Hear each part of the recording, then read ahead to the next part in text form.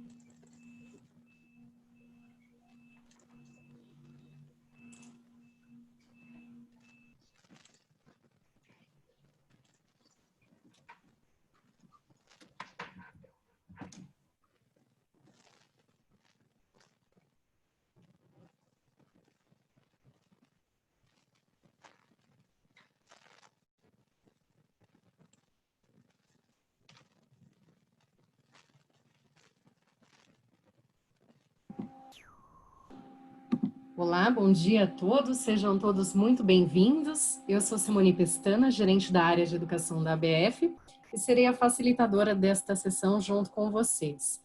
Antes de iniciarmos, eu gostaria de alguns principais combinados, algumas dicas para o melhor aproveitamento desse momento tão importante. Nós informamos que a sessão será gravada e poderá ser disponibilizada posteriormente nos canais oficiais da ABF.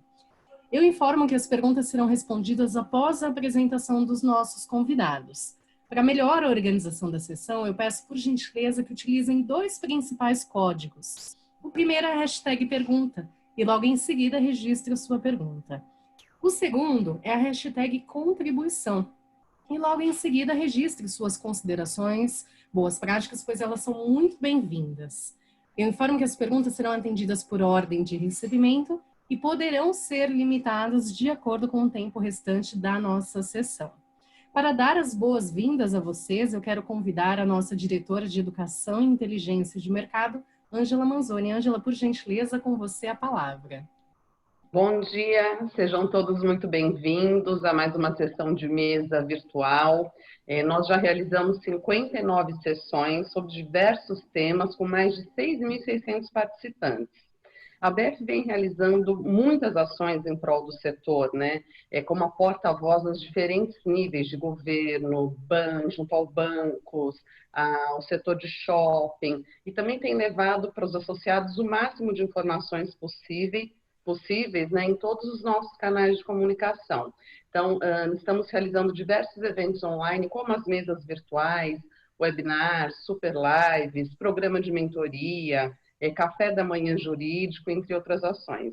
E nós tivemos nos últimos dias mais um lançamento, que é o Fala Franchising, é o podcast da BF. Então, tudo sobre o setor de franquias, o cenário de empreendedorismo no Brasil, estão disponíveis no podcast. Então, nos canais da ABF, também nas plataformas digitais, é possível acessar esse novo lançamento, que é o Fala Franchising. Em alguns instantes, a gente vai iniciar a nossa rodada de número 60. E hoje a gente vai falar sobre as linhas de financiamento para franqueados através de fintechs. Então, a gente vai receber dois fornecedores associados à BF que prestam esse tipo de serviço. Eu preciso deixar claro que as posições colocadas aqui não são posições da BF. Então, nós vamos conversar, esclarecer dúvidas. Esse é sempre o objetivo da associação, compartilhar informações e apresentar diversas possibilidades de solução às redes associadas.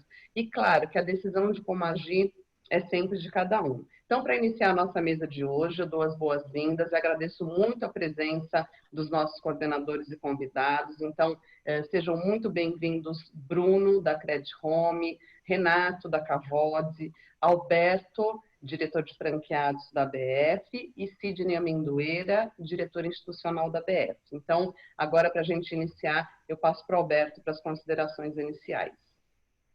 Bom dia a todos, pessoal. Mais uma vez, a Ângela e o seu time, a time da BF, muito obrigado pela realização de mais uma mesa redonda, né? Gostaria de agradecer o Renato e o da Cavod e o Bruno da Credit Home por aceitarem o convite de estarem aqui conosco. E aí o nosso parceiro e o Sidney, que é o grande responsável aí por buscar crédito aí para os franqueados. Nós vivemos aí, né, o Sidney, como nosso diretor de Relações Institucionais, tem feito um brilhante trabalho junto ao Congresso, junto à frente do parlamentar do franchising, junto à Caixa Econômica.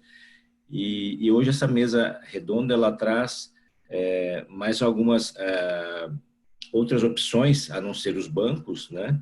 A gente sabe como está difícil, a gente vem discutindo isso, apesar de nós temos conseguido linhas de crédito junto aos bancos e ao governo, mas a gente sabe como está difícil acessar essa linha de crédito, né? Muito na prática a gente tem discutido isso. Nós teremos uma mesa redonda agora na segunda-feira, eu e o Sidney falando com o pessoal da Caixa, na prática como acessar crédito, mas trazemos também hoje importantes opções como a Cavod e a Credit Home. Tá? Então, muito obrigado pela presença de todos, pela participação de todos.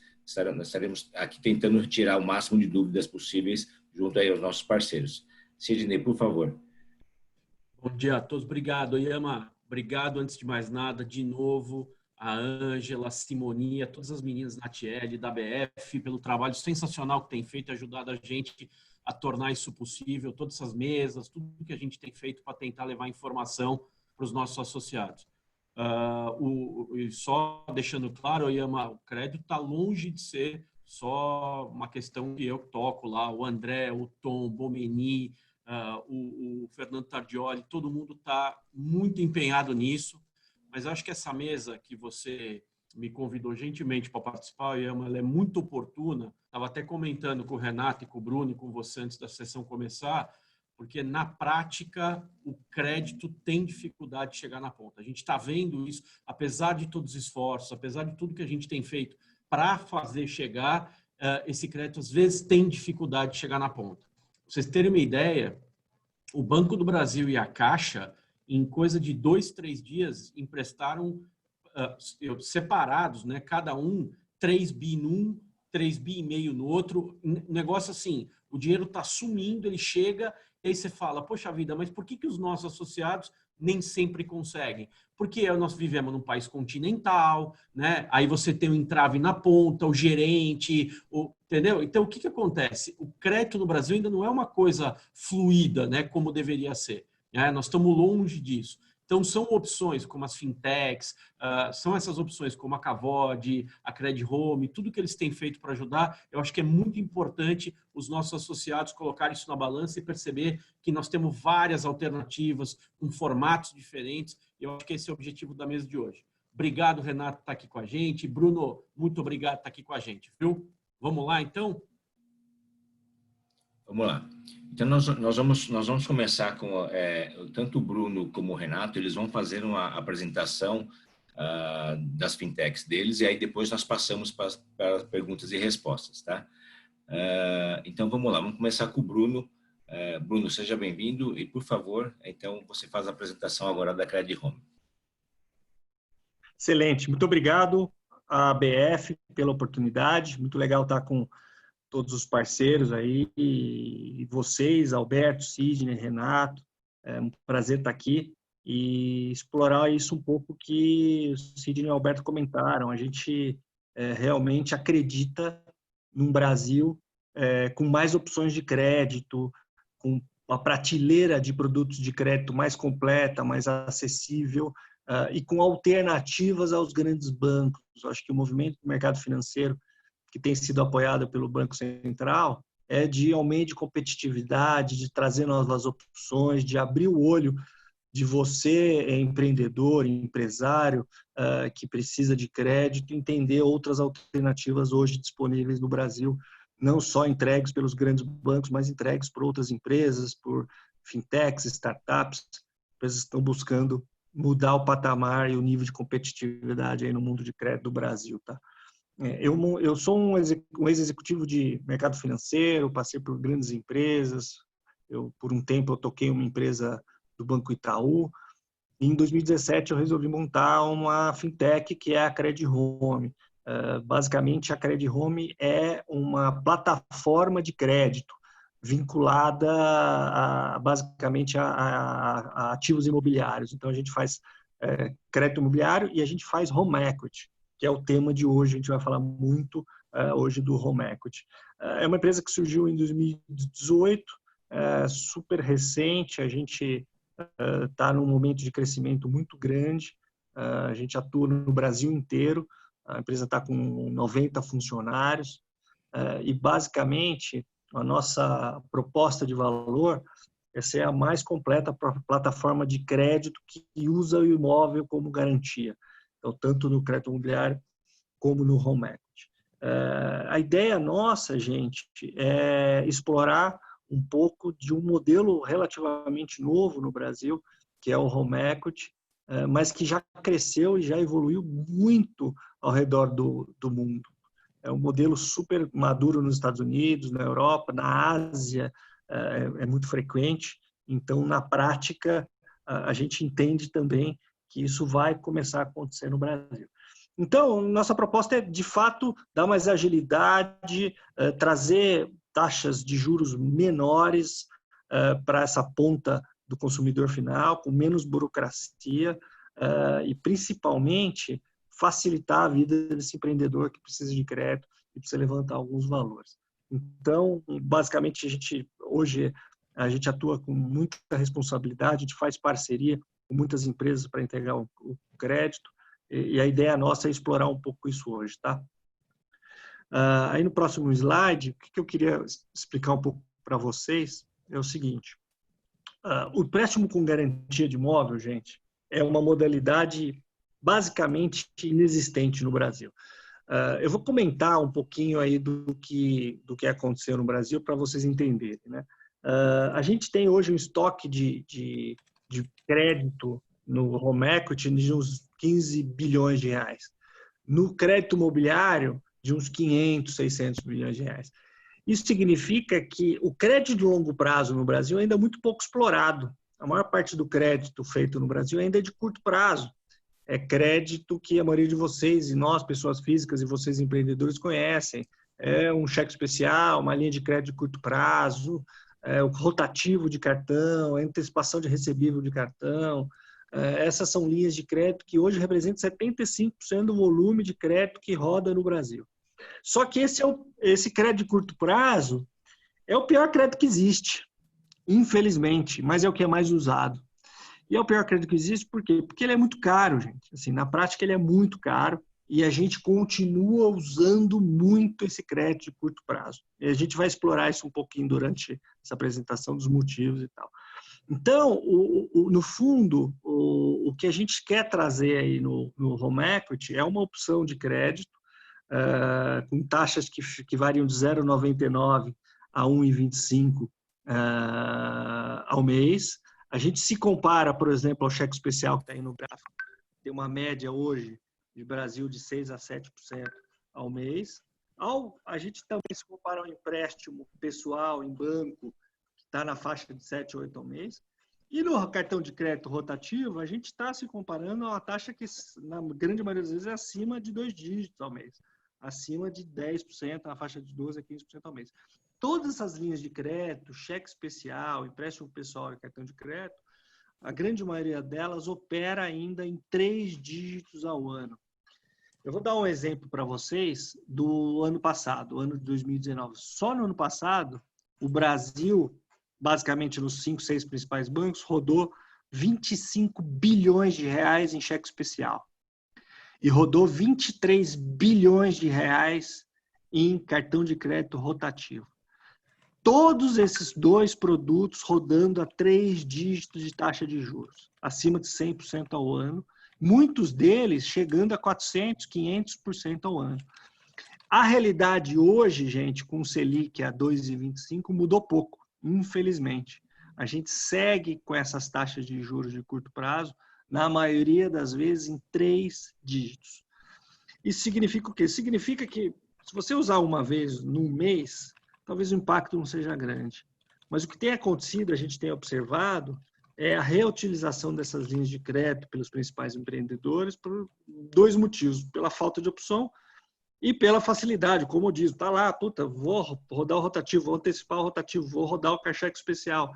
Vou usando essas linhas de crédito, porque elas estão à mão, elas são cômodas, elas são fáceis de usar, e a gente acaba entrando num ritmo de meses, anos, rodando num juros que é absolutamente exorbitante.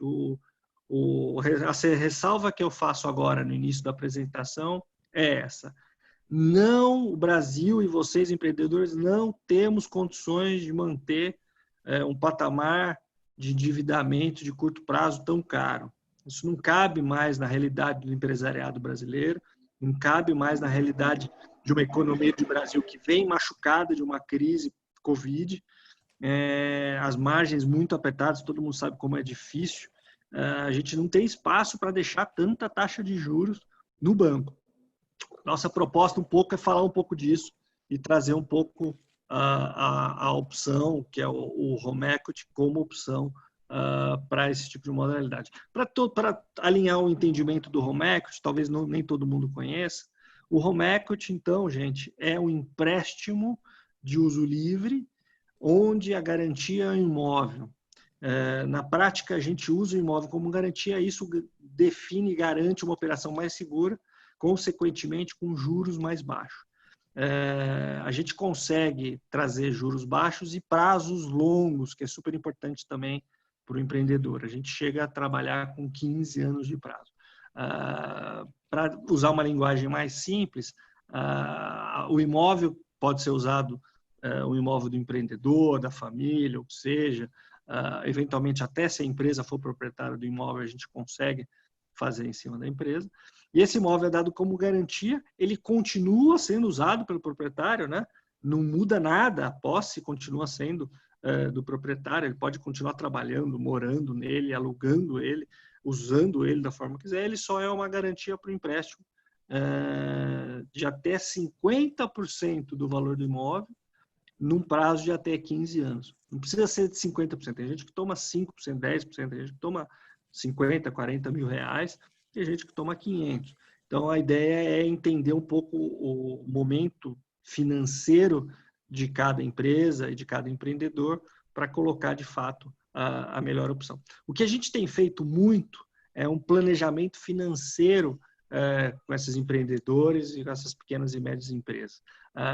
Basicamente, uma das principais linhas que a gente tem usado é a troca de dívida. É um planejamento financeiro em que esse cliente toma um valor de empréstimo no longo prazo, muito mais barato, ele faz a quitação dessas linhas de curto prazo, que muitas vezes estão agredindo financeiramente a vida da empresa e desse mutuário, e na prática a gente troca de dívida, a gente quita as dívidas, se ele tem dívida no cartão, se ele tem dívida no cheque especial, se tem algum crédito de curto prazo tomado, a gente faz a quitação dessas dívidas e pode deixar um saldo para esse empreendedor eventualmente fazer investimentos ou usar como fluxo de caixa no início das atividades, numa retomada nesse segundo semestre de 2020. Então, na prática, a gente usa muito como planejamento financeiro, reestruturação de dívida e basicamente como instrumento de reposicionamento, basicamente de taxa e de prazo. Tá? Então, acho que é um pouco do entendimento nosso sobre o empréstimo como garantia de imóvel. No próximo slide, a gente comenta um pouco das condições, eu já adiantei um pouquinho, mas eu queria deixar muito claro aí as condições. A gente opera hoje, então, com taxas de juros a partir de 0,99% ao mês. Essa taxa pode variar de 0,99 em 20, dependendo do perfil do cliente, do tipo de imóvel.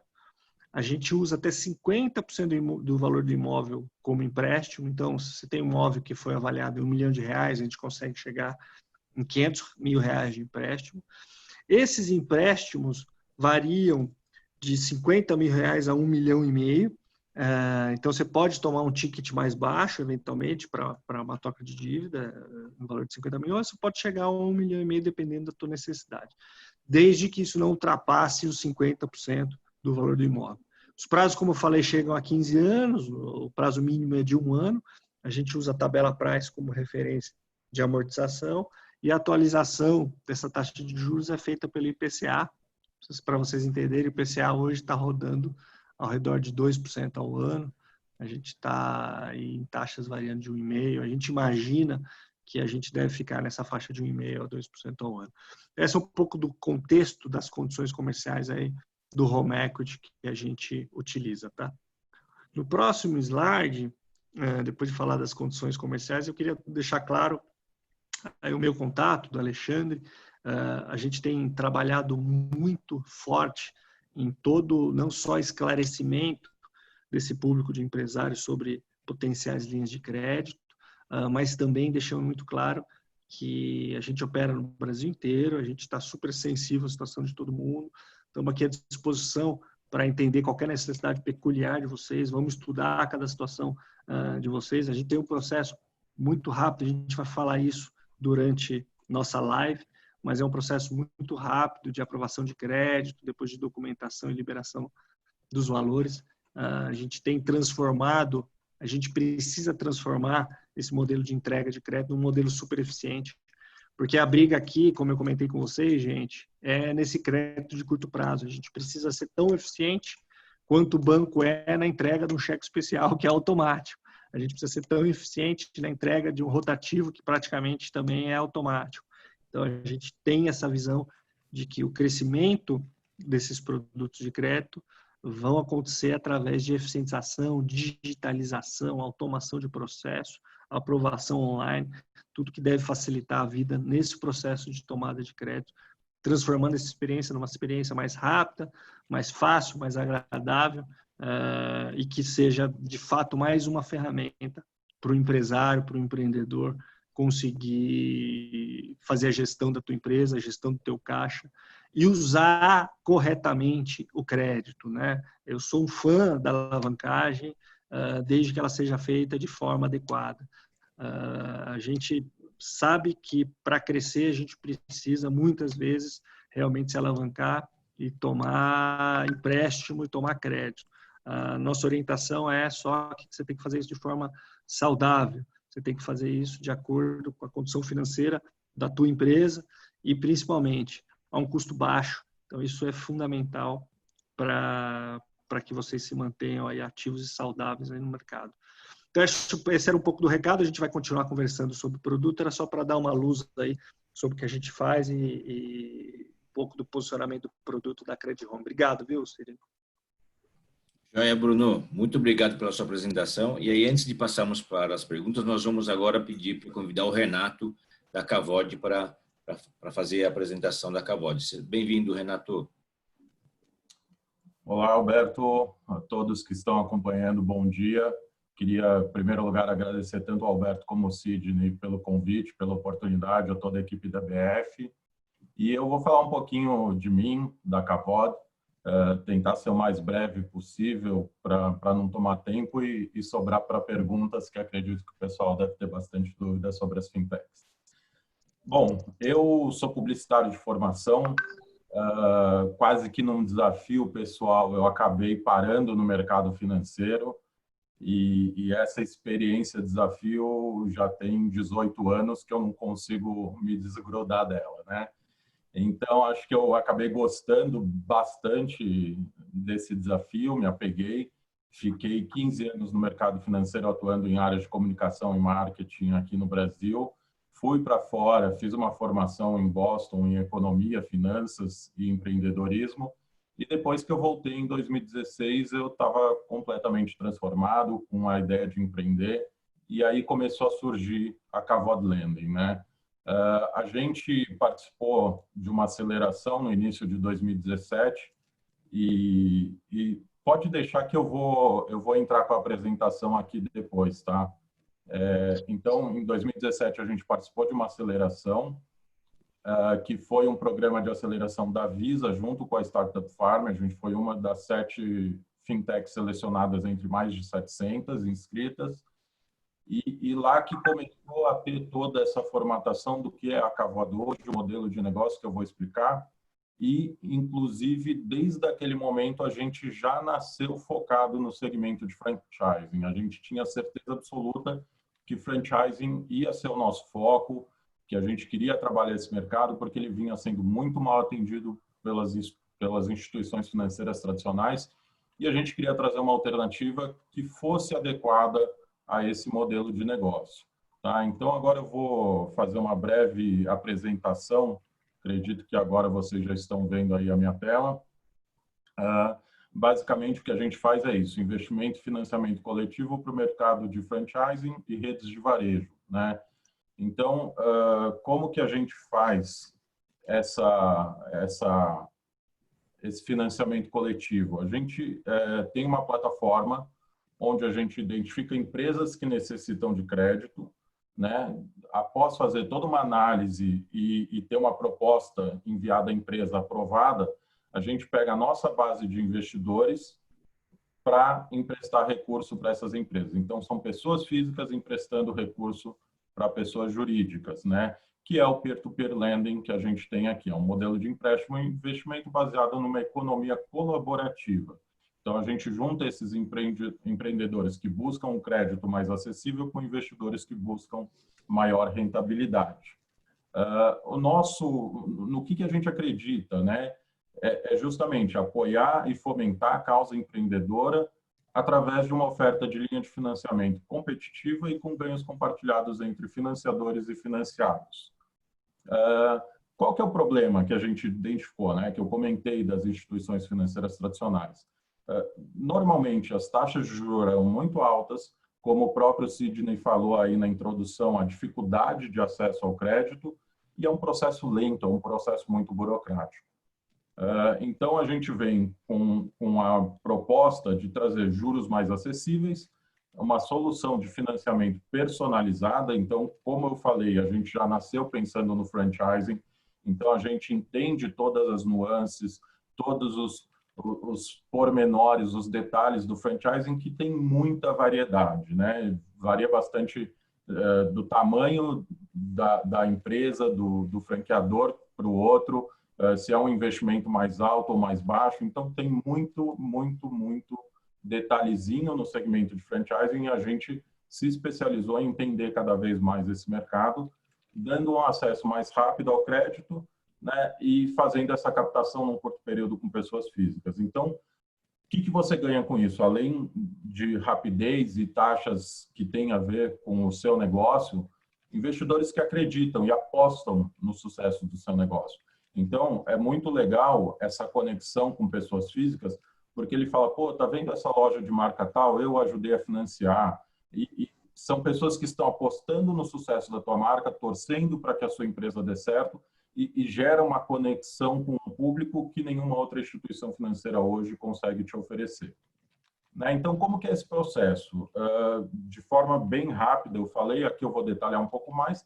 Então, a empresa ela solicita o financiamento, envia as documentações que a gente precisa para análise, balanço, DRE, faturamento. Aqui é um exemplo, mas a gente sabe que existem diferentes perfis aí de empreendedores e às vezes, esses documentos eles mudam um pouco de uma situação para outra, né? Principalmente novas unidades, novos franqueados, que não vai ter um balanço, não vai ter um histórico de faturamento, mas sim um planejamento, né? De negócio. Então, após a aprovação desse limite, a gente envia a proposta para o cliente. O cliente, quando ele aceita a proposta, aí sim a gente vai para o nosso site, lança a campanha de captação junto a esses investidores, pessoas físicas, e os contratos são todos assinados eletronicamente após a captação do recurso, né? E o recurso é enviado para o empreendedor. Esse processo todo, desde o momento que a gente recebe a documentação até a empresa receber o recurso, costuma levar 10 a 15 dias, né? E uma vez aprovada a proposta, já dentro desse período de 15 dias, no máximo 7 dias corridos. Então, seria ali 7 dias corridos para análise, envio e negociação de proposta, e mais 7 dias corridos para captação e desembolso. E a partir disso, a empresa faz os pagamentos das parcelas mensais de acordo com o prazo que foi aprovado na proposta. Então, assim, é uma linha de crédito exclusiva para segmento de franchising, e ela pode ser usada para capital de giro, expansão de rede, seja expansão orgânica dentro da própria rede, como um novo candidato que está entrando ali na marca. Reforma, retrofit de fachada, às vezes trocou a logomarca, atualizou a comunicação visual, é um investimento necessário para a atualização da loja. É possível trabalhar com a linha da Cavod para esse tipo de necessidade.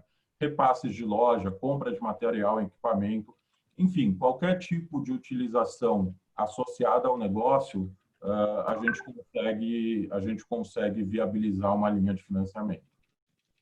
Aqui alguns dos clientes financiados, a gente tem grandes marcas aí do franchising, China Box, Subway, Levo, que é um McDonald's, KFC, Sterna Café, algumas na área de educação, Maple Bear, Impacta, enfim, tem bastante gente aí que a gente já trabalhou e que podem ser consultados aí como referência. E aqui eu queria dar alguns cases aí de sucesso em relação a tempo de captação, né?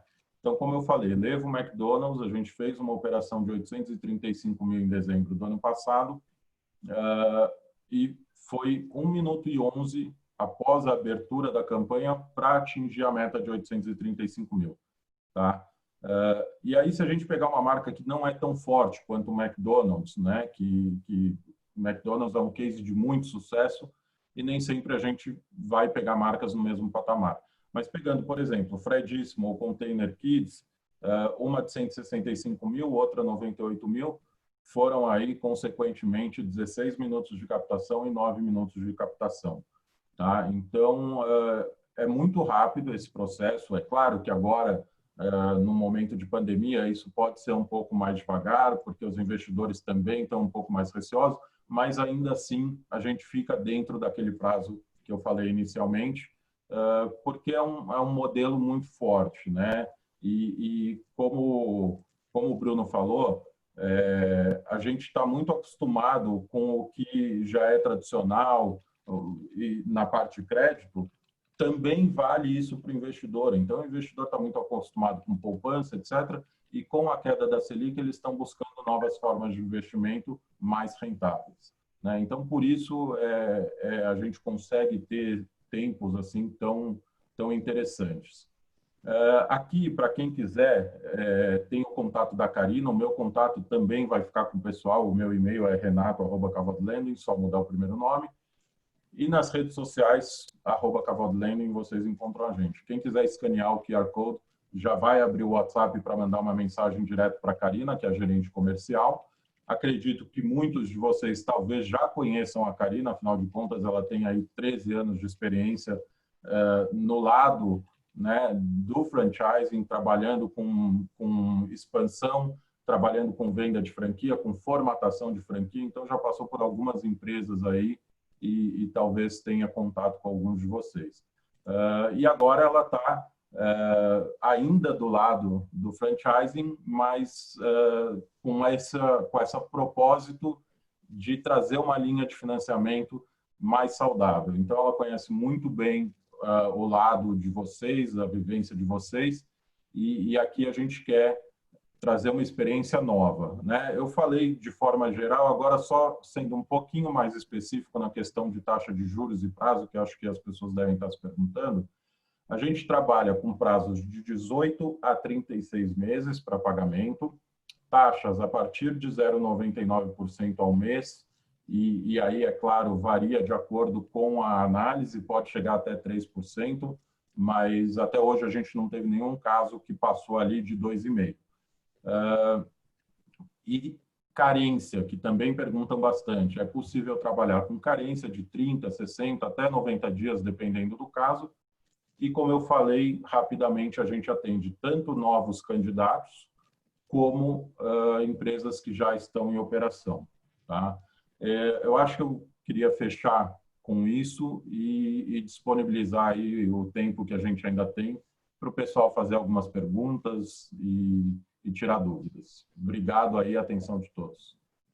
Obrigado, Renato, pela sua apresentação. Eu vou aproveitar já a fazer a primeira pergunta, direcionando para você, Renato. Então, a Cavod, ela é uma fintech direcionada ao franchising para expansão e seja, né, para expansão de novas aberturas, pode ser um novo franqueado e pode ser um franqueado que já está no mercado. E aí nós temos a seguinte situação. Você falou que faz análise do DRE, do balanço e tal. Primeiro nós temos a situação do Covid agora, porque fazer análise agora de balanço DRE, a situação, eu acho que você não vai aprovar ninguém. Mas é um momento atípico, né? Mas o que eu queria sugerir ou perguntar para você é o seguinte: para acelerar ou para liberar mais crédito, e esse é o seu objetivo e é o objetivo do franchise para expansão, e você está fazendo análise financeira para fazer se você libera o crédito ou não, há um caminho, poderíamos ter um caminho onde as franqueadoras, por exemplo, avalizassem a expansão, né? Eu vou falar, um exemplo, eu quero abrir mais uma operação do MEC, e aí eu preciso de 1 milhão de crédito. Aquela operação pode ser, a unidade pode ser a garantia, poderia ser a garantia, né? Mas você não vai fazer nada com essa unidade. Alguém precisa, assim como o Bruno fica com o imóvel, pega o imóvel com garantia, então ele está pegando um bem, o seu bem seria a unidade. Só que vocês não são operadores. Envolver, nesse caso, a franqueadora, que ela avalizando, e aí ela ficaria com a unidade, né, e repassaria ou trocaria, porque a unidade em si tem um valor, né? Sim, isso depois, a gente até depois da sua resposta, a gente até pede para o Sidney fazer uma análise jurídica sobre isso. O que você acha, Renato? Sem dúvida. Eu vou, inclusive, aproveitar a sua pergunta e responder também o Ivan Pereira, que mandou uma pergunta no chat, que eu acho que dá para encaixar, né? Então, além da pergunta do Alberto, da questão de ter o franqueador como avalista, o Ivan perguntou se existe alguma linha sem garantia real e sim apenas aval. As duas perguntas excelentes. E assim, é importante dizer o quê? A Cavod hoje, ela trabalha basicamente com duas frentes, tá? Somente no aval dos sócios. Então, sim, Ivan, é possível ter uma operação onde a gente avalia o aval dos sócios ou algum avalista terceiro, caso a gente entenda que os sócios não tenham um aval que comporte a operação, sem a necessidade da garantia real, e também a linha com garantia real. Garantia real, a gente pode trabalhar não só com o imóvel, mas aí acho que o Bruno, com Home Equity, é focado nisso. Então, a gente traz outras opções também, como recebíveis de cartão, aplicação financeira, duplicatas. Então, a gente tem algumas possibilidades de trabalhar com garantia real, mas sim trabalhamos somente no aval. Em relação a ter o aval do franqueador na operação, é uma possibilidade. A gente já conversou com alguns franqueadores nesse sentido e a gente teve diversas posições, né? Como eu falei, o mercado de franchising ele é muito variado, não só na forma de operar, mas na forma de pensar também. Então, a gente tem franqueador que toparia dar o aval, a gente tem franqueador que toparia participar do financiamento e a gente tem franqueador que não quer nem saber de ter o nome dele associado. Claro que tem o nome, porque eu estou falando uma nova unidade do McDonald's, uma nova unidade do China Box, mas não quer dar nenhum tipo de aval. Então, sim, essa é uma possibilidade. A gente se adapta àquilo que o franqueador gosta de trabalhar. E eu falo bastante do que o franqueador gosta de trabalhar, mas a gente não necessariamente precisa ter uma parceria, algum tipo de comunicação com o franqueador para operar o franqueado. Então, se o franqueado quiser abordar a gente diretamente para uma operação, é possível. E aí a gente vai avaliar o CNPJ sempre do tomador, independente de ser uma indicação do franqueador ou ser o franqueado direto nos procurando, e a questão do aval, e se é o caso de ter ou não garantias, então a gente consegue atender das duas formas, com e sem garantias, e também com ou sem aval do franqueador, de acordo com a pessoa que a gente está conversando e como eles se sentem mais confortáveis. Logicamente, quando a gente fala aval do franqueador, né, ele teria que analisar bem para quem ele daria esse aval. Porque, geralmente, para franqueados já experientes, que ele gostaria de ajudar na expansão dele, que ele aprova a operação dele, né, e que o ponto e o local faça sentido, né? Não, sem dúvida. Eu tenho o caso de um parceiro que já me falou, pô, eu tô com caixa sobrando aqui, eu tenho alguns operadores da minha marca que são excelentes e eu quero fomentar esses caras para crescer dentro da minha rede. Se eles tiverem interesse, por que ir para outras marcas, né? Por que não crescer na minha rede? Então, eu quero ver uma forma de estimular isso. Tem como? Tem como. Né? Então, é tudo muito flexível e muito customizado, porque, assim, hoje você tem franquias com investimento a partir de R$1.000, R$2.000 e 5, 10, 20 milhões, dependendo do que você for investir. Então, a gente tem que ter essa flexibilidade para atender todo mundo, né? E aí, um ponto que eu acho que eu não comentei, mas, assim, eu falei de prazo, falei de taxa e de valor a ser captado. A gente trabalha com, no mínimo, R$100.000 de captação e até aproximadamente 1 milhão, né? Esse teto ele é mais flexível, às vezes se a necessidade é de 1,5 milhão, 2, mas a necessidade do capital não é imediata, a gente consegue quebrar em 2, 3 operações com intervalos ali de 4, 6 meses e atender a demanda daquele cliente. Obrigado. Sidney, o que você acha disso?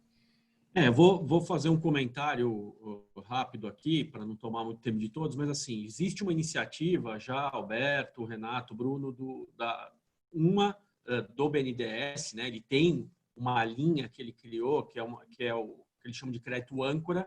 Então, eles colocam no centro do sistema uma empresa, independente de ser franqueadora primeiro, tá? Vamos analisar o cenário. Eles colocam no centro do sistema uma empresa e ela pode pegar o crédito do BNDES para usar a montante ou a jusante, ou seja, tanto para financiar seus fornecedores quanto para financiar franqueados. Então, essa é uma linha que existe. O que está tentando se desenvolver? O BNDES está tentando fazer uma parceria com o Sebrae para pegar os fundos que têm garantidores, né? No caso do Sebrae, o FAMP, né? Que é o Fundo de Apoio às Micro e Pequenas Empresas, e usar para dar garantia. Então, o que aconteceria? Vamos imaginar agora no caso de uma franqueadora. Imagine que eu sou um franqueador, eu vou ao BNDES, tomo um empréstimo, o Sebrae vem com o FAMP e junto com o meu aval coloca aquilo como garantidor do empréstimo, aquele fundo garantidor, e aí eu, franqueador, eu faço uma análise de fornecedores e franqueados, vamos olhar só para franqueado, e decido para quem eu vou reemprestar o dinheiro. Aí eu tenho um certo prazo, eu não posso usar esse dinheiro para mim, eu vou ter um certo prazo e eu tenho que financiar franqueados. Qual é o problema? Essa é uma ideia que faz muito sentido. Nos Estados Unidos isso funciona muito bem, mas aqui a gente tem um problema. Como o Renato falou, a gente tem franqueador de todo tamanho e que atua em todo segmento. Então, não é todo e qualquer franqueador que tem condições de tomar um empréstimo desse e servir de ponte, de âncora, para sair distribuindo para a rede. Então, você pode ter vários problemas aí. Então, como o Renato deve ter percebido aí na prática dele, a maioria dos franqueadores não vai se sentir confortável de fazer isso. Ainda mais num momento como esse, que está todo mundo, né, com a água baixou, né, turma? Vamos combinar que tem muita gente nadando pelado, né, que a gente percebeu que estava nadando pelado no final das contas, que estava sem crédito, sem fôlego, e agora é que não vai conseguir fazer isso mesmo. Mas eu acho que no momento pós-pandemia, né, na pandemia, para quem tem fundos, funciona, mas num pós-pandemia, eu acho que pode ser uma alternativa excelente para o nosso mercado, de verdade. E aí, não só via grandes bancos, mas também via fintechs. Não, sem dúvida. Eu acho que quando eu falei de ter a possibilidade de trabalhar com o franqueador, como avalista, o que a gente costuma fazer é algo muito similar a esse exemplo que você deu, né?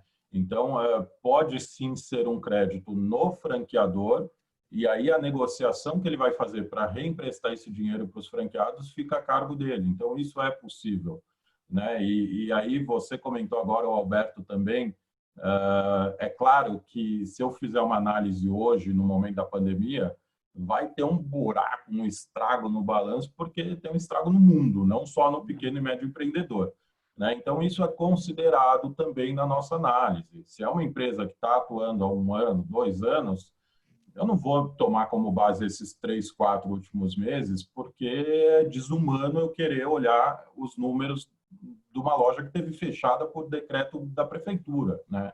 Então, não faz sentido. É claro que isso tem um impacto no negócio como um todo, mas a gente costuma entender isso e olhar um prazo um pouco mais longo para entender como que vinha crescendo até ter essa loucura mundial, como que vinha crescendo esse empreendedor, como que vinha em crescimento ou já estagnado, né? Então, a gente consegue olhar o cenário um pouco mais amplo para que o impacto da pandemia na análise não seja tão grande quanto pode ser em outras instituições financeiras. Legal. Iama, vou fazer uma pergunta para o Bruno agora, pode ser? Ótimo. Que o Bruno está quietinho ali, a gente deixou ele ali, né? Vamos botar ele na roda de novo aqui também. Bruno, deixa eu só... Você explicou, em linhas gerais, o home equity. Eu ia te falar isso, né? Porque eu não sei se todo mundo está muito familiarizado com o termo ou com a situação. Você explicou que é um crédito ancorado, né, numa garantia imobiliária. E você fez ali um cenário de comparação. Deixa eu ver se eu entendi, tá? Eu queria que você explorasse um pouquinho mais para a turma. O que você está dizendo para a gente é, nessa modalidade de tomada de crédito, eu consigo ter uma tomada de crédito a mais longo prazo e taxas mais adequadas para isso? Faz uma comparação aí para a gente. Deixa eu tentar entender melhor para ajudar o nosso pessoal aqui. Claro, claro. Mas reforçando assim, exatamente isso, Sidney. Assim, a gente consegue, falando de linhas gerais da estrutura do produto do home equity, do crédito com garantia imobiliária, a gente consegue fazer empréstimos até 15 anos, então, realmente são empréstimos de fato de longo prazo, com taxas de juros que começam em 0,99. Nossa média hoje tem sido na faixa de 1,05%, 1,10% ao mês. Isso só porque a taxa de juros, é um termo técnico, mas a taxa de juros de longo prazo no Brasil ainda está alta. O mercado financeiro sinaliza a taxa de juros longa e ela ainda está alta em função da pandemia. A tendência com a Selic 2,25 eventualmente estabilizando ao redor de 2%, essa taxa deve começar a cair no longo prazo. A gente vai sim ter agora no segundo semestre, provavelmente, taxas seguramente abaixo de 1%. Ele deve estabilizar entre 0,8% e 0,9%, tá, Sidney, ao mês durante esse segundo semestre, na minha opinião, à medida que essa condição de taxa de longo prazo cai aqui no Brasil.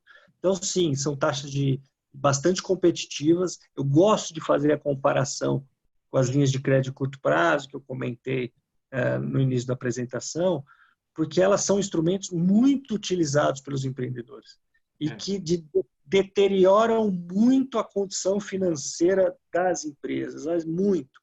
É aquela história de que a gente vai usando aí 2, 3 mil reais, 5 mil reais, isso no médio prazo é uma destruição de valor gigante. Então, o home equity ele vem um pouco ocupar esse espaço. A gente, como eu falei, a gente consegue colocar o imóvel como garantia, isso dá uma segurança adicional para a instituição financeira e, de fato, a gente consegue atingir essas taxas mais baixas e prazos mais longos para o financiamento. E, em geral, o que a gente tem visto? A gente tem visto muito empreendedor fazendo dois movimentos. Ou troca de dívida, então ele faz a quitação desses empréstimos de curto prazo, na prática, e, obviamente, fluxo de caixa nessa retomada agora no segundo semestre, ou algum investimento adicional. Então, ele pode usar uma parte no fluxo de caixa, uma parte no investimento, eventualmente alguma reforma, alguma reestruturação do negócio. Livre, Bruno. A tomada do dinheiro é livre, né? Ele pode usar... É livre, uso livre, e isso fica a critério do empreendedor. Se o empreendedor está no nível de endividamento alto, a gente pode sugerir, obviamente, essa troca de dívida, porque um pouco do processo de tomada do crédito conosco, com o home equity, pressupõe um pouco de uma reorganização financeira, né, Sidney? A gente gosta de fazer esse trabalho junto do empresário, do empreendedor, para conseguir trazer uma condição saudável para esse cara no médio prazo.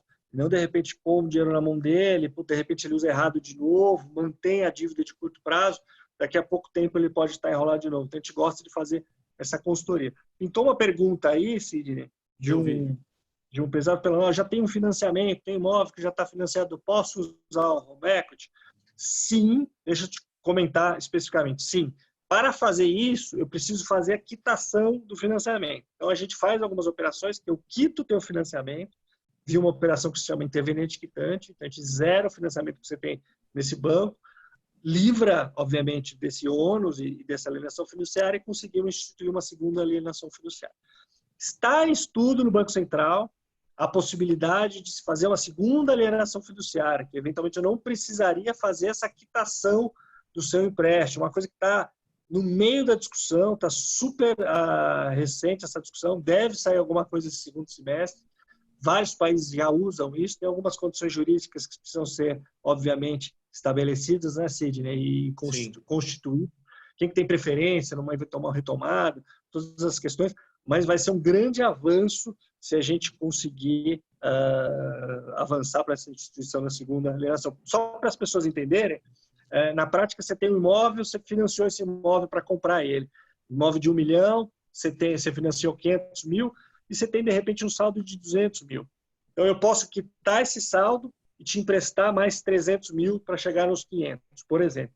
E no caso da segunda alienação, você tem os 200 mil, eu posso completar uma segunda alienação, dando o adicional que você precisa, chegando nos 500 mil, e você fica com 2 alienações fiduciárias. É uma coisa que está em planejamento, espero que saia, porque vai ser muito legal para esse segundo semestre. Então, fica aí um pouco da expectativa de movimento. A gente vê um movimento muito positivo do Banco Central na promoção da competitividade e de reforçar o posicionamento das startups, das fintechs. Então, a gente fica bastante otimista com essa questão. Tá? Oyama, se me permitir um comentário rápido, o Brasil, quando eu comecei a carreira, eu tinha até cabelo, né? Lá atrás, eu sou um homem que eu sou do tempo da hipoteca, né? Acho que muitos dos mais antigos lembram disso. E aí, o Bruno me corrige se eu estiver errado, mas a gente está vendo, e pelo menos na minha carreira jurídica, a gente está vendo a morte lenta, né? A morte lenta da hipoteca. Então, o que o Bruno está comentando você sempre teve hipoteca de primeiro, segundo grau, terceiro grau, que era possível. E aqui no Brasil, o instrumento muito mais ágil é a alienação fiduciária em garantia, né? Que foi inventada para carro. No Brasil, a loucura é que quando ela começou lá atrás, o governo queria vender geladeira, linha branca e carro. Foi por isso que criaram essa birosca.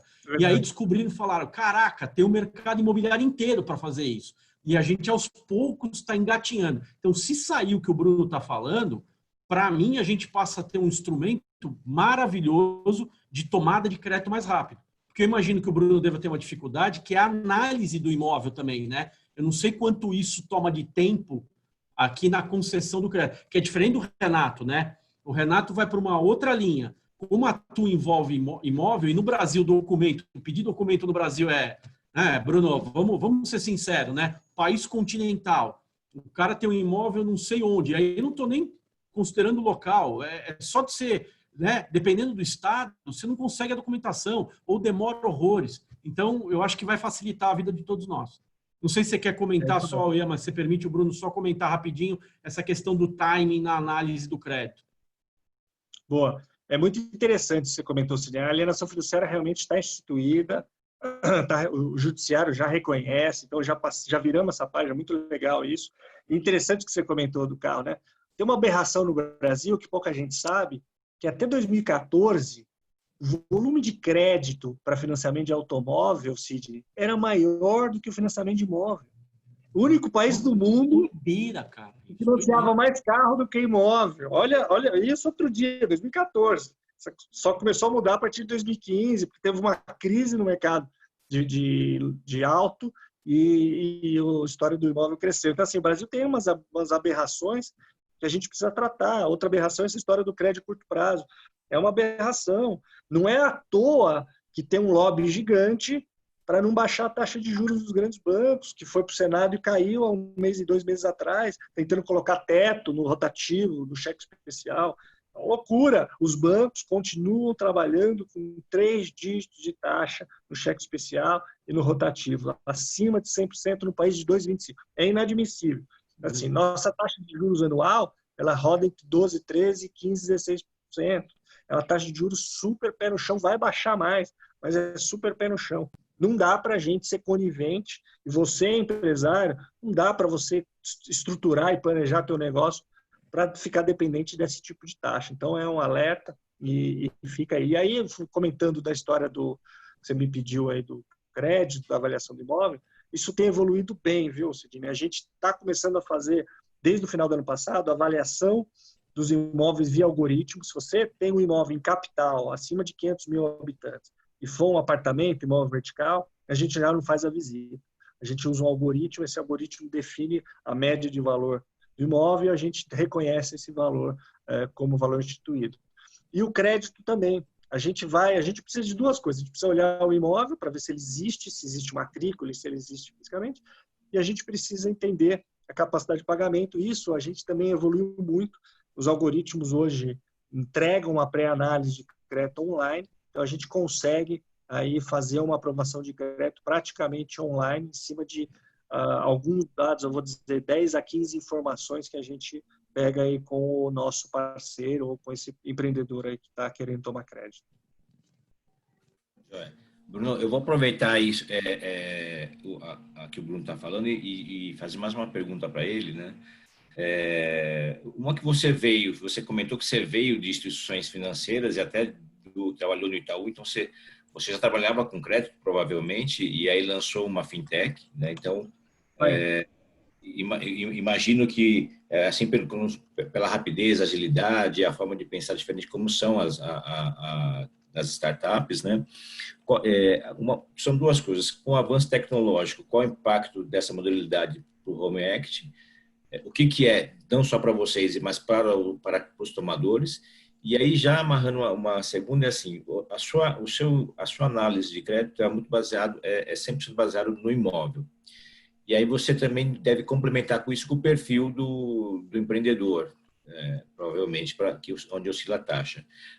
Especificamente, e aí a gente falando de franchising, né, aí entrando, porque o Renato já definiu o que é o franchising pela resiliência e tal. O franchising, ele por ser franquia, impacta na redução, na melhor avaliação e redução da taxa? Isso está como um dos indicadores na avaliação da Credit Home?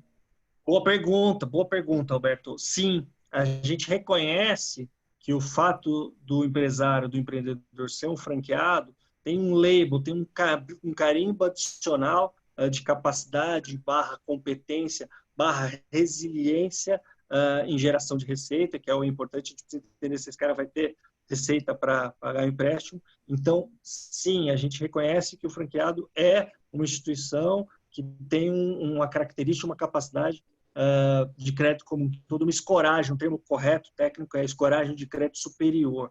Então, isso aparece, sim, no algoritmo. Então, basicamente, o que a gente quer, e acho que é um ponto importante de tocar aqui, o que a gente quer é usar o imóvel como um colateral que dê uma garantia para o próprio empreendedor atingir uma taxa de juros menor. A gente não quer retomar imóvel, a gente evita retomar imóvel. No fundo, o que a gente quer ser é um parceiro desse franqueado para construir um caminho. Ficou mudo. Você apertou o mudo. Voltou. Se eventualmente ele tiver algum problema, ficou um mês sem pagar o financiamento, a gente vai conversar com ele, a gente não vai começar o processo de retomada de jeito nenhum. A gente tem esse entendimento e tem uma régua de cobrança, de comunicação bem flexível. A história da retomada do imóvel é uma última alternativa que a gente vai usar depois de rodar assim, N alternativas. Assim, para vocês terem uma ideia, a gente retomou esse ano de 2020 um imóvel apenas. Então, a construção desse relacionamento acho que é muito mais relevante do que a própria retomada. A gente não tem interesse, de fato, em trazer imóvel para a carteira e ficar trabalhando nesse processo de retomada. Então, isso que eu acho que é importante ficar claro. Isso tem a ver com o segundo ponto, gente, que é fundamental, que é a questão cultural do brasileiro. A gente tem que parar com essa história de que o imóvel é maculado, que não pode se tocar. O mundo inteiro já percebeu isso. O americano, o europeu, o asiático usa o imóvel para se alavancar positivamente. Então, assim, a gente faz o contrário. A gente não usa o imóvel e fica restrito a um sistema financeiro absolutamente agressivo em termos de taxa e muito rude em termos de cobrança. Então, a gente quer mexer um pouco isso. Então, um pouco da intimação e o processo de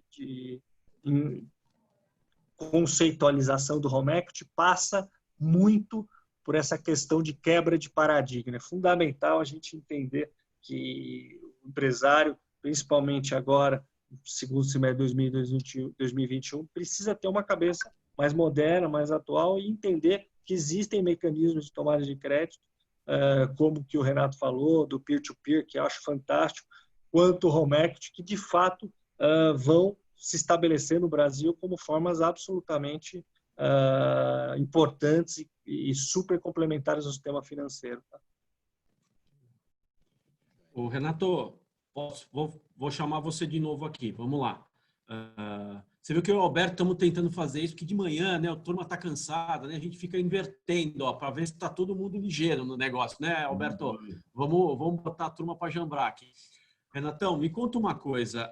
Deixa eu entender. No teu negócio, por exemplo, eu pego um crédito específico, eu tenho que usar para abertura daquela empresa determinada, para aquela unidade que eu quero abrir, ou, por exemplo, eu posso pegar um crédito usando a que eu tenho hoje e usar esse crédito para fazer outras coisas. Ele é livre também ou ele é pré-estabelecido, ele é carimbado? Me ajuda aqui para entender um pouquinho. Tá, ótima pergunta. Antes de entrar nessa pergunta, só respondendo duas perguntas que tiveram ali no chat também. De inadimplência, né? Uma até você falou, o Antônio Carlos falou, precisamos começar a falar em juros ao ano. Com certeza, eu concordo plenamente. Só que assim, a gente está num processo de mudança muito grande em relação a juros, em relação a Selic, CDI, etc. Então, hoje, a gente ainda usa taxas que as pessoas estão mais familiarizadas, né? Quando eu falo de 0,99 a 2,5, eu estou falando aproximadamente, se for anualizar, de 12,55 até 34,5, mais ou menos, né? No começo, a gente falava bastante percentual do CDI. Só que hoje eu não uso mais esse termo, porque saiu de 6, 7 para 2, né? Eu estou falando de operações com 600, 700 mil do CDI, às vezes. Então, fica um negócio quase que irreal falar em CDI hoje com uma taxa tão baixa. E em relação à inadimplência, que o Rafael Tomé perguntou, hoje o índice da CAVOD, eu não estou considerando inadimplente as empresas que foram negociadas, que foi negociado algum tipo de carência em função do cenário que a gente está no Covid. Né? Então, muitas delas pediram carência, prorrogação do pagamento, eu não estou considerando elas inadimplentes.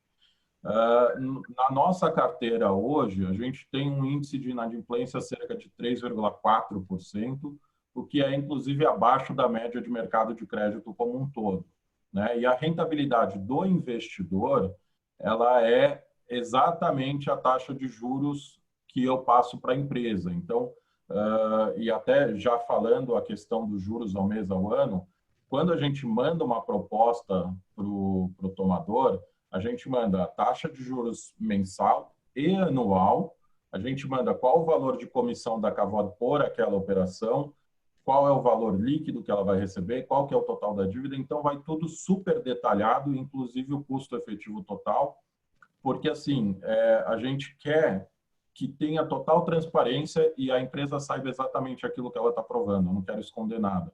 Então, sim, a gente apresenta os juros anual, já na proposta para que o empreendedor saiba exatamente onde ele está pisando.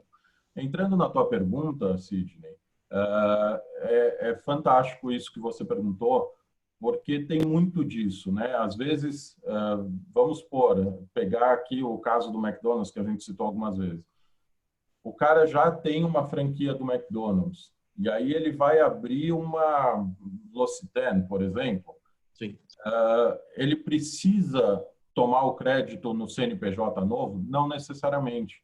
Ele pode tomar a dívida na loja que já está em operação e, obviamente, vai ser avaliado todo o histórico, o fluxo daquela operação, para fazer o investimento numa unidade até de outra marca, não necessariamente da mesma marca. Né? Inclusive, a gente teve um caso, se não me engano, foi o Subway, que eu mostrei, acho que na apresentação estava o Subway, eu citei, que a gente teve um caso onde tomaram o crédito na operação do Subway para abrir uma unidade do KFC na praça de alimentação do mesmo shopping. Né? Não necessariamente precisaria ser o mesmo shopping, Mas, assim, é possível. O que acontece nessa situação? Muitas vezes, o sócio no CNPJ novo não necessariamente é o mesmo sócio da que já está a operação. Então, eles acabam não querendo isso. Mas se forem os mesmos sócios ou se for um único dono, é perfeitamente possível e até recomendado, porque aí a gente está avaliando um histórico em vez de um planejamento, né? Então, sim, é possível trabalhar dessa forma.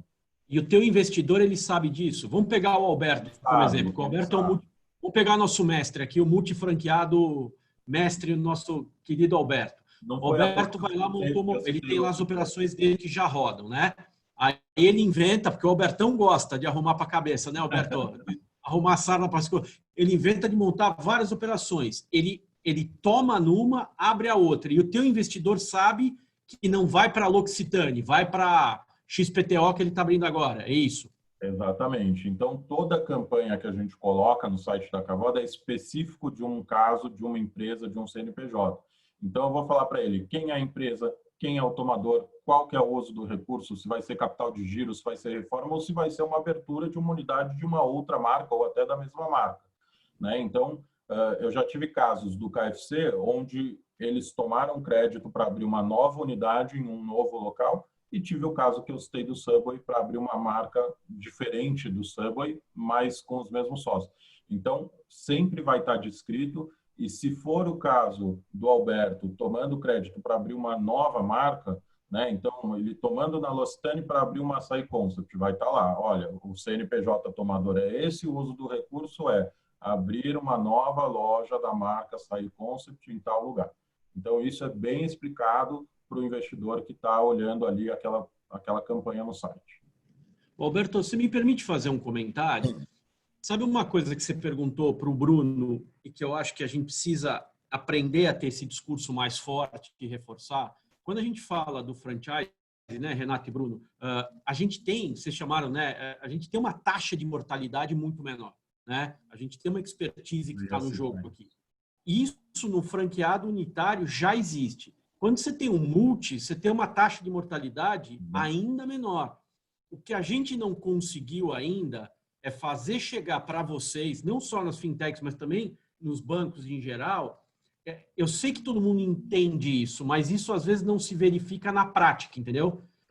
Não tem um olhar diferenciado, né, nas categorias que a gente tem. Às vezes o franqueado unitário é visto como um lojista qualquer que está abrindo um negócio do zero, o que, na minha modesta opinião, está absolutamente equivocado.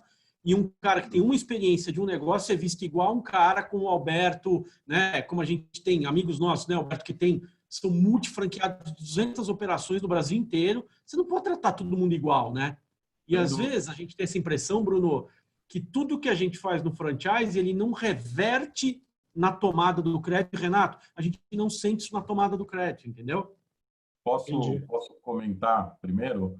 É interessante você falar isso, porque assim, quando a gente participa de alguns eventos, principalmente fintech, startups, e a gente faz o pitch, isso é uma das coisas que a gente fala no nosso pitch, né? Porque isso foi uma das bases que a gente usou para chegar no segmento de franchising, né? Então, lá em 2017, uma pesquisa da própria ABF, ela divulgou uma informação que era a seguinte: quando a gente olha a taxa de mortalidade nos primeiros 5 anos de vida, né? Então, empresas que fecham as portas antes de completar 5 anos. No mercado de PME, essa taxa de fechamento é de 85%. Se a gente olhar para o segmento de franquias, cai de 85% para 4,3%.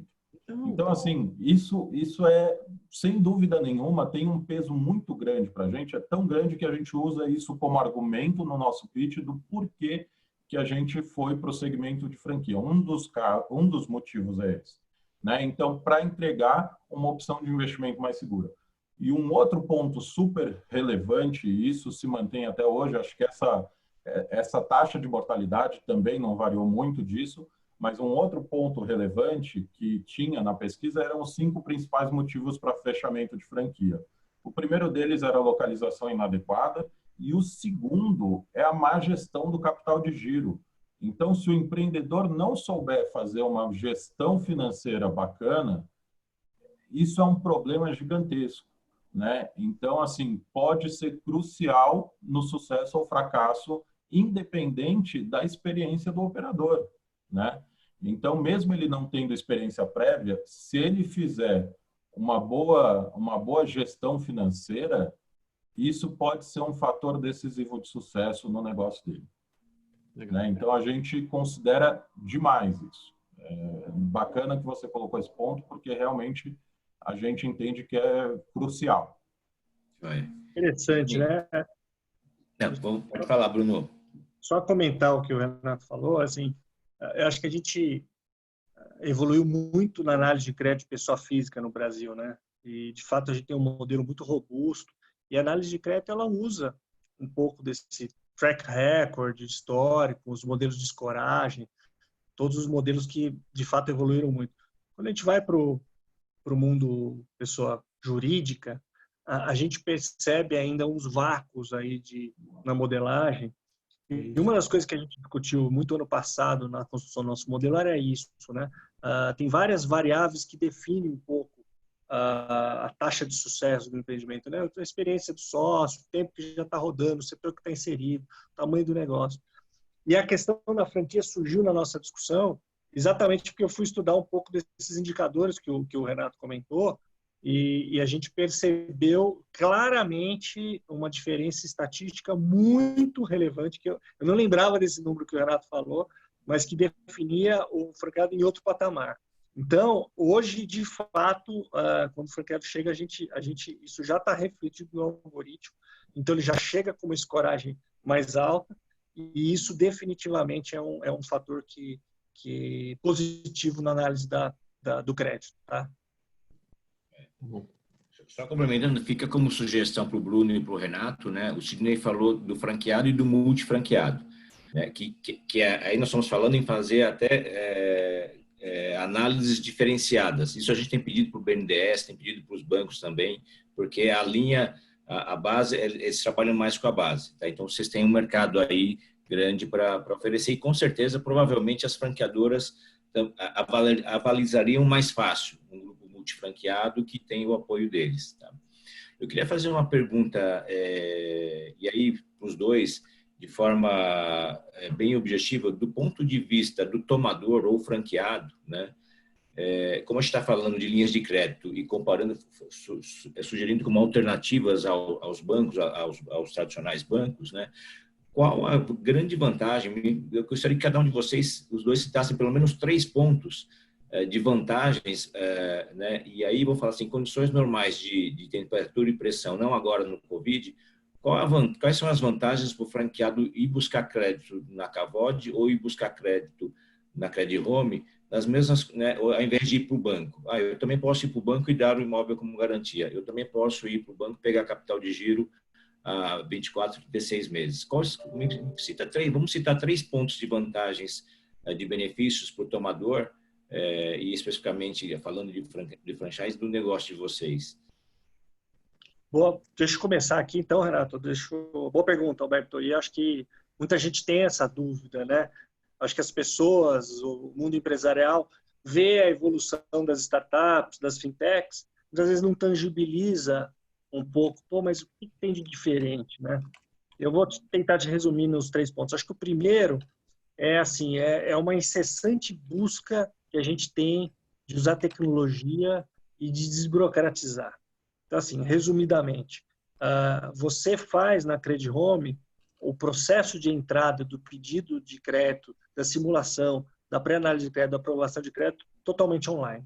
Você consegue entrar colocando seus dados, a gente vai fazendo as consultas no algoritmo, dependendo do imóvel, como eu comentei com vocês, a gente faz a avaliação remota e a gente avança grande parte do processo de maneira digital. Isso significa, na prática, menos burocracia, quer dizer, você tem menos trabalho de juntar 300 tipos de documentação, todos os seus dados e tal, e menor cycle time, né? É mais rápido. Então, a gente investe muito. Então, acho que o primeiro ponto é a redução de burocracia, redução de documentação, que, consequentemente, gera redução do cycle time.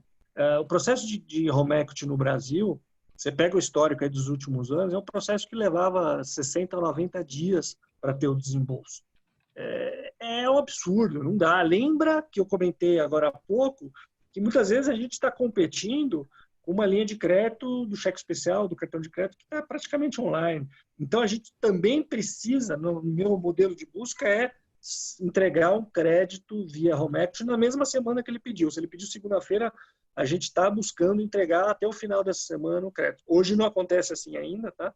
Nosso cycle time médio é de 2 a 3 semanas, então, em função desse processo, tá? Mas é muito melhor do que esse histórico de 60 a 90 dias. E aí, por último, reforçar um pouco do que eu comentei, né? A gente tem uma linha de crédito muito barata em relação ao mercado, como eu falei das taxas de juros. Vamos falar de taxa de juros anual, concordo. Está falando de taxa de juros de 12, 13 a 15, 16% ao ano, com prazos de até 15 anos. Então, é uma maneira única do empreendedor organizar financeiramente o fluxo de caixa, ou zerar as dívidas de curto prazo, muito caras, e manter numa alavancagem, numa dívida barata no longo prazo. Então, acho que é um pouco isso. Tá? Joia. Renato, vamos lá para... Vamos lá. Eu diria que, assim, primeiro eu colocaria a rapidez. Então, isso que o Bruno estava falando, de 60 a 90 dias, não é exclusivo do home equity, né? Outras linhas de capital de giro em bancos também ocorre isso. E eu diria até se você tiver sorte e um bom relacionamento com o banco, porque menos do que 60 dias, mesmo tendo relacionamento, é quase impossível. Então, você conseguir mandar a documentação e depois de, 3, 4 dias já ter uma proposta e depois de mais 7, 10 dias já ter o recurso em conta, a gente está falando de 10, 15 dias, é inacreditável praticamente para o mercado brasileiro. Então, a rapidez é um ponto. O segundo ponto, eu diria, a transparência, né? Então, como eu falei, a gente, quando manda a proposta, a gente manda todos os custos detalhados para não ter nenhuma dúvida. O banco, ele muitas vezes ele te manda a taxa de juros, mas não te fala o custo efetivo, e aí ele começa a te vender diversos outros produtos para tentar reduzir a taxa de juros, e quando você vai ver, você perde a conta e o teu custo efetivo vai lá para cima, né? Então, a gente é bastante transparente nesse sentido. Eu olho a operação bem no detalhe, né? E aí eu acho que já começa a entrar no terceiro ponto, que é a questão que eu falei de flexibilidade e a customização que o mercado de franchising requer. Então, eu olho bem no detalhe o CNPJ que está me pedindo, eu olho o histórico, eu olho o planejamento e eu vejo se aquela solicitação de crédito cabe na finança da empresa, né? Porque não adianta também eu dar um crédito com uma parcela que ele não vai conseguir se comprometer e ajudar ele a quebrar em vez de ajudar ele a crescer. E o banco muitas vezes não está preocupado com isso. Ele vai te dar o crédito, se você não pagar, ele vai vender essa dívida, ele vai te executar. Então, assim, eu prefiro negar um crédito que eu vejo que não cabe naquela empresa e falar, olha, você está me pedindo aqui 300 mil, mas cabe 200, cabe 150. Faz sentido para você? E chegar numa negociação, ter uma flexibilidade e chegar numa proposta customizada para aquela pessoa que está me solicitando o crédito, do que dar um crédito que vai, na verdade, prejudicar aquela pessoa. E muitas vezes o empreendedor ele não consegue perceber isso no momento da dificuldade, no momento que ele está precisando do crédito. Então, acho que cabe a gente ter essa transparência de ser flexível e conseguir abordar esse tipo de tema e discutir juntos para chegar numa linha que faça sentido. Muito bom. Obrigado, Renato, e obrigado, Bruno. Sidney, tem perguntas para a gente do chat, não, para a gente responder? Né? Tem sim. Temos 2 perguntas aqui. O Juliano pergunta o seguinte, ele não direcionou para alguém, então eu vou deixar em aberto, tá? Eu já tenho a circular de oferta preenchida e um pré-contrato assinado, mas não aqui, talvez eu até ajude ele um pouquinho aqui na parte, porque ele fala assim, ó, porém não tenho imóvel no meu nome. Aí o que eu estou imaginando, eu não sei se ele quis fazer uma pergunta para o Bruno, mas eu estou imaginando que ele está falando do aluguel do imóvel onde ele vai colocar a unidade franqueada, E aí sai completamente fora, né, do que nós estamos conversando aqui da Credit Home, né? Porque ali demanda a propriedade do imóvel, né? Então, vamos só ver se é isso. O que eu estou entendendo é isso. Ele não assinou o contrato ainda de franquia e nem o de locação. E acho que ele está perguntando, eu já consigo pedir um empréstimo para a minha operação? Né? Eu deixo em aberto, mas eu só queria esclarecer isso porque eu estou imaginando, né, que não é imóvel dele, né? É imóvel locado que ele está falando aqui. Deixa eu já começar a resposta e, enquanto isso, o Juliano tem até um tempo para comentar no chat, porque, assim, aqui ele fala que ele tem a circular de oferta, ele tem a COF preenchida e o pré-contrato assinado, tá? Então, como que a gente aborda esse tipo de situação na Cavour? A gente consegue, sim, já iniciar um processo de análise de crédito para uma situação como a do Juliano, e aí a gente faz todo o processo de análise baseado na pessoa física, nos sócios, então o imposto de renda, né, o plano de negócios, etc. Porém, a gente condiciona a abertura da campanha, não a aprovação do crédito, a abertura da campanha a já ter um CNPJ ativo e uma conta de pessoa jurídica. Por quê? Porque no momento que eu abrir a campanha e captar o recurso, eu vou precisar desembolsar isso o mais rápido possível. Então, eu preciso ter essa conta ativa. Então, o que a gente faz? A gente faz a análise de crédito, deixa uma pré-aprovação de 30, 60, 90 dias ali, de acordo com o andamento, né, seja, achar esse imóvel, caso ele ainda não tenha, seja isso que o Sidney comentou, e ter a formalização de todo esse processo de abertura. Então, a gente deixa pré-aprovado. No momento que ele tiver com o CNPJ, a gente revalida a informação e abre a campanha. Então, sim, já é possível iniciar um processo de análise, pelo menos na Cavour, né? E aí, já emendando, o Antônio Carlos pergunta, existem bases operacionais no sul do Brasil? Acho que o Bruno já comentou que eles operam o Brasil inteiro. A Cavour também, a gente tem escritório em São Paulo, mas a gente consegue atender qualquer região do Brasil. E muito contato online, WhatsApp, e-mail, telefone, a gente consegue atender todas as regiões do país. Mas abre lá no sul, viu, turma? Porque lá, quando a gente vai lá, o Alberto sabe disso, eles recebem com churrasco, o negócio é chique lá, viu? O Kiko faz esses comentários que ele quer puxar a sardinha pro lado dele. O negócio muito é bom lá no sul, né? Viu? Muito no bucho. O Kiko, depois vocês precisam fazer contato com o Kiko para divulgar lá no Sul, porque ele é nosso diretor da Regional Sul e é uma das regionais que mais crescem e juntam os franqueadores lá, viu, gente? Eles são muito impressionantes. Eu não sei se é o churrasco, se é o Kiko, né? Se é a Fabi, mas muita coisa eles fazem lá que o povo é focado, viu? Tem uma pergunta, imagino que seja para o Bruno. Ô, Bruno, tem alguma restrição quanto ao tipo de imóvel? Ela está falando aqui, a Lisa Marques, está falando que tem banco que não trabalha nem com comercial, nem com rural. Se você tem essas limitações. Boa pergunta. A única restrição é o imóvel rural. E, basicamente, para vocês entenderem, por um motivo simples.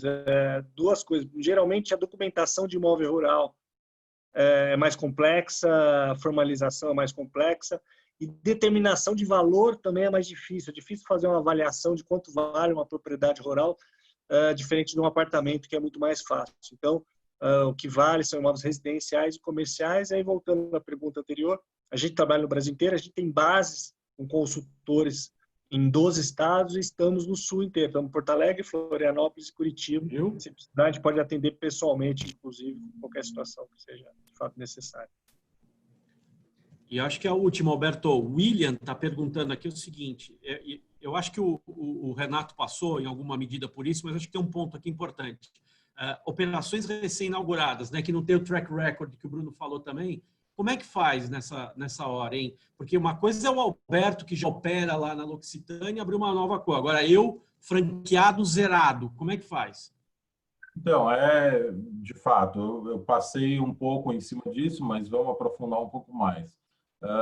Aqui, quando o William fala recém-inaugurada, pode ser uma que inaugurou esse mês e pode ser uma que está aí 4, 6 meses e já tem um certo histórico. Então, a gente olha, de fato, a situação daquela empresa, né? Se já tiver um histórico de faturamento bacana, se não tiver, a gente vai olhar a capacidade dos sócios, capacidade financeira dos sócios, vai olhar o planejamento de negócio, né? Então, a gente vai estudar como que aquela empresa ou está se desenvolvendo ou pretende se desenvolver, e com base nessas informações, sim, a gente consegue oferecer uma linha de crédito, né? E eu não sei como a gente está de tempo, mas eu queria aproveitar para dizer uma coisa que é super importante para quem está olhando linha de crédito, que eu falei super rapidamente da questão do custo efetivo total.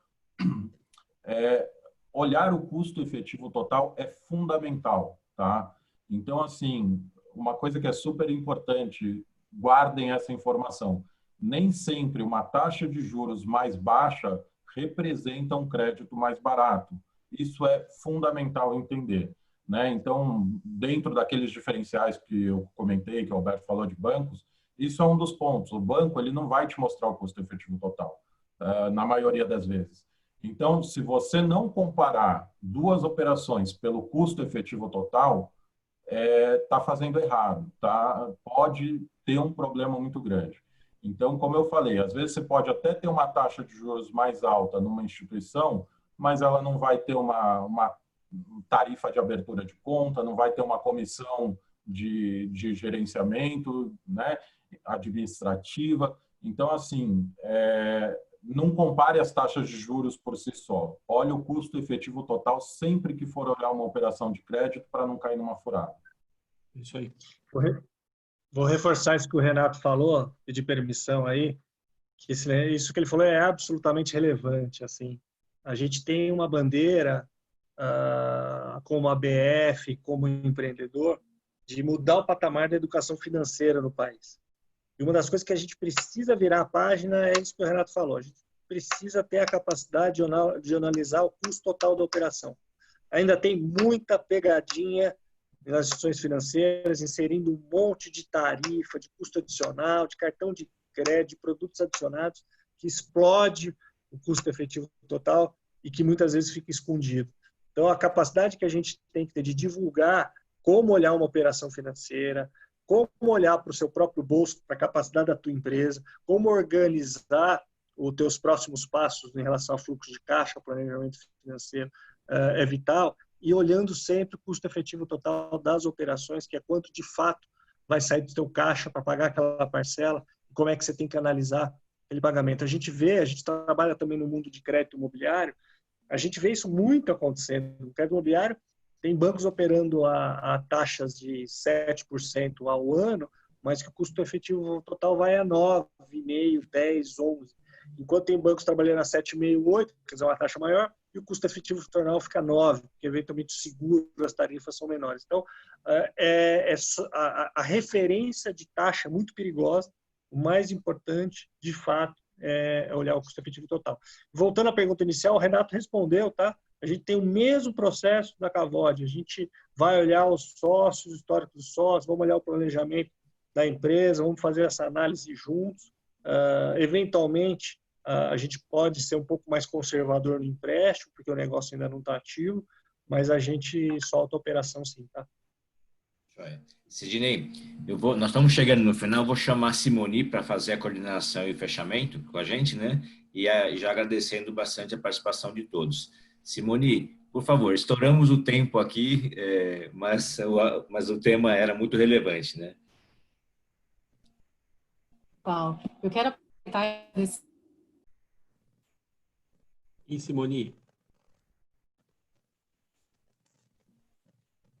Simoni, não está dando para te ouvir.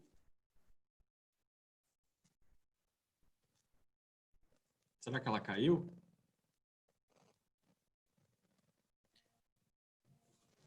Enquanto a Simoni não volta, eu e o Sidney, como já fizemos bastante mesa redonda, né, Simoni? Nós mesmo.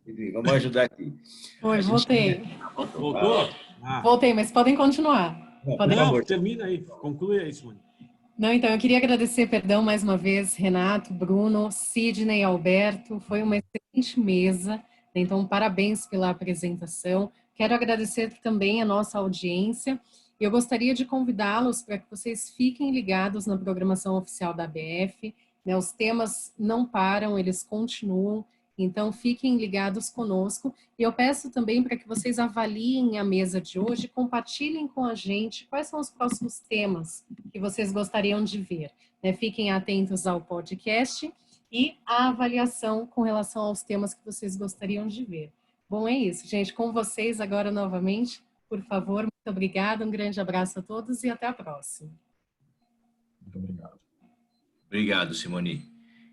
Então, para finalizar, agradeço a participação de todos. Eu acho, Sidney, que a gente, né, você vê como opção a gente está trazendo soluções inovadoras para o franchising. Eu achei excelente trazer esse tema. E assim, os 3 pontos positivos, quando a gente fala em desburocratização, que vem em ganho de tempo, rapidez, transparência, flexibilidade, só aí tem um ganho tremendo, né? A gente, para o franchise, aí tem um ganho tremendo, né? Parabéns, viu, Renato e Bruno. Acho que a gente tem que fomentar bastante parceiros como vocês são nossos associados também como fornecedores, né? A gente tem que fomentar bastante empresas como vocês aqui, divulgar bastante empresas como vocês que estão contribuindo bastante para o franchise, tá bom? Sidney? Convidar eles, viu, Alberto, se me permite, para fazer parte lá da nossa comissão de fornecedores que nós temos, que é o ADIR, que coordena, que é super importante vocês estarem próximos da gente, viu? Moçada, muito obrigado, viu? Obrigado mesmo de coração por hoje, viu? Foi sensacional. E, mestre Alberto, obrigado, viu, por deixar participar com você. Parceiraço. Um abraço a todos. Obrigado, Bruno. Obrigado, Obrigado, Renato. gente. Tchau, tchau. Um abraço. Obrigado a todos. Um abraço. Tchau, tchau.